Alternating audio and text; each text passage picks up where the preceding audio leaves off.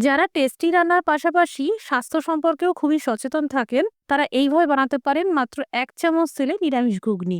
২ cup ঘুগনির মটর ৬ ঘন্টার জন্য গরম জলে ভিজিয়ে রাখ। টমেটোকে এইভাবে ৪ টুকরো করে নিন। এতে এই ভেজানো ঘুগনির মটরটা দিয়ে দিন। গোটা ৩টে কাঁচা লঙ্কা, থেতো করা ২ চামচ আদা, কেটে রাখা আলু আর টমেটো, ১/২ চা চামচ করে হলুদ গুঁড়ো আর কাশ্মীরি লঙ্কার গুঁড়ো, ১ চা চামচ লঙ্কার গুঁড়ো, ১ চা চামচ ঝাল লঙ্কার গুঁড়ো, ৩টে গোটা এলাচ, ২টো লবঙ্গ, ১ টুকরো দারচিনি, কয়েকটা গোলমরিচ দানা, ১/২ চা চামচ করে বিট লবণ আর সাদা লবণ, আর ১ কাপ গরম জল দিয়ে দিন।